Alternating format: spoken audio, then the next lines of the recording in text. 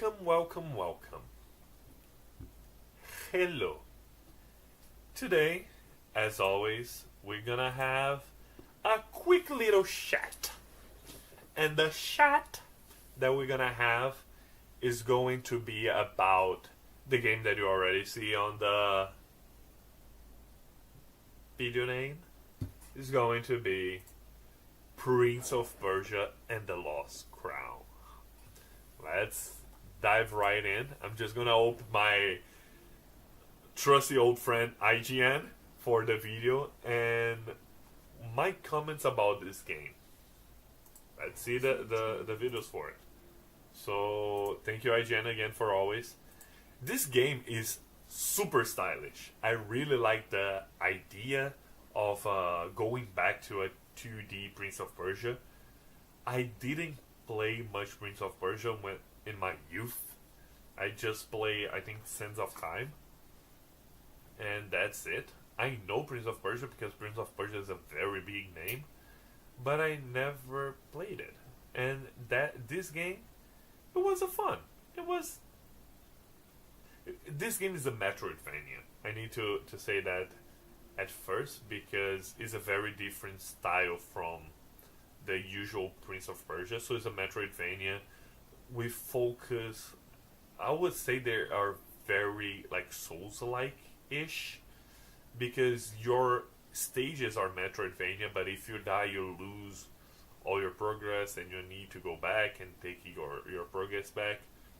The fighting style is very exaggerated like this, and it's very important to time the parries and time the defenses.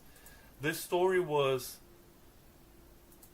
okay. It was interesting because you're one of those immortals, and then some things happens, and then you have to fight against the immortals, and you go in the castle that you're going unlocking your powers like a Metroidvania, and you're just going and going and going.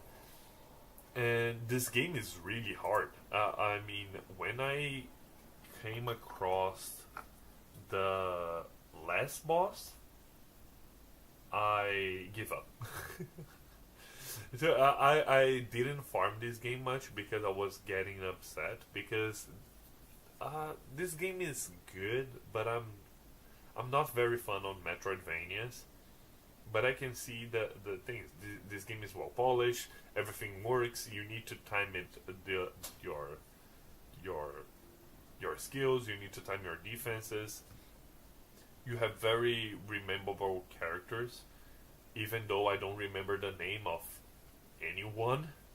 But I wasn't paying much attention because I was more focused on the gameplay aspect of it.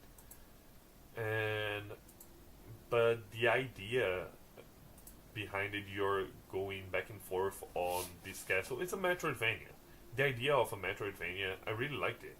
Metroidvanias, like the concept, not playing it, but they're very stylish. They have a lot of enemy scenes, like this one specifically, like the superpower. They go like the eyes close blue, and you have like the little streak, and you whoop and use the power.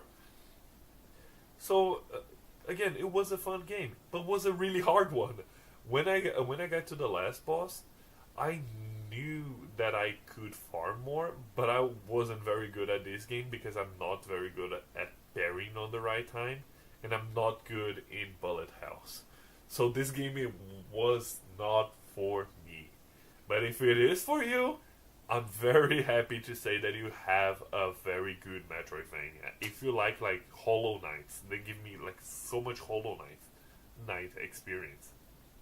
You're gonna like that because you have everything that you need here. You have dimension swaps. You have you're frozen in time in one place, and then you walk around, and then you can teleport back. And you have parries. You have double jump. You have jumping on the walls and everything that a good Metroidvania have. You have bosses that is really challenging.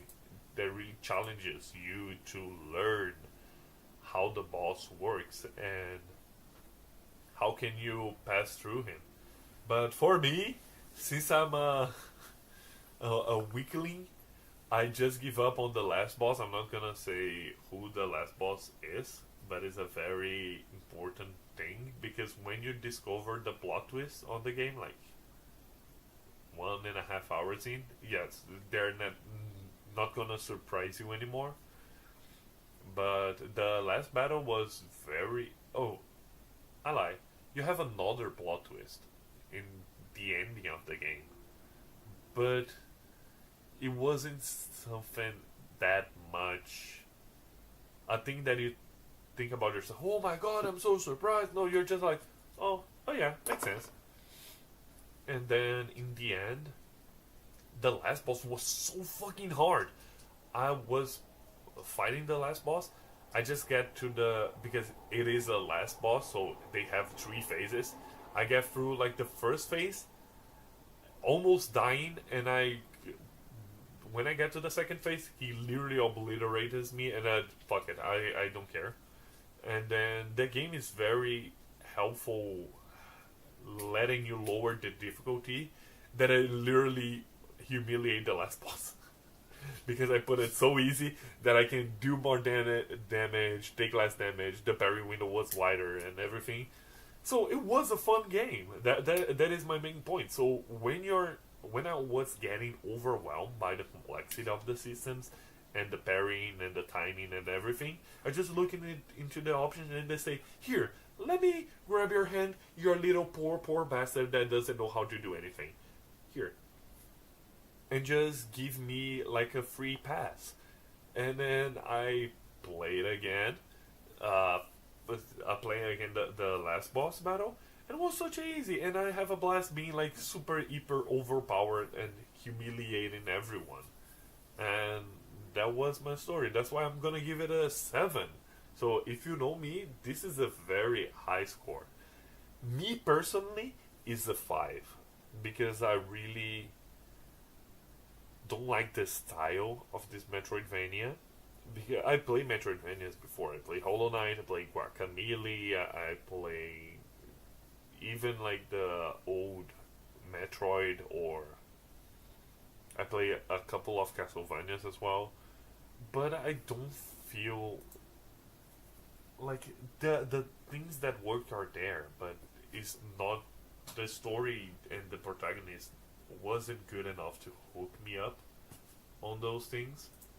And then for me was just like a little wasteful. But again, this is my opinion. I'm giving a 7 because I see the quality there. I think that is the most important thing. Is if you're a fan of Metroidvania, you're gonna like it. But if you're a friend of Prince of Persia and you're used to play like the 3D platforms, I mean, the platforms are there, and the puzzles to pass the platforms are also there, but I don't know, man. I don't know. I mean, it's a good Metroidvania, but it's a good Prince of Persia? I don't know. It's my opinion, but I don't have any in Prince of Persia, because I didn't play Prince of Persia. So that's why a 7. And, yeah. I know that was a quick one. Please leave a comment if you liked it, this Prince of Persia, or if you don't like it. And yeah, see you on the next one.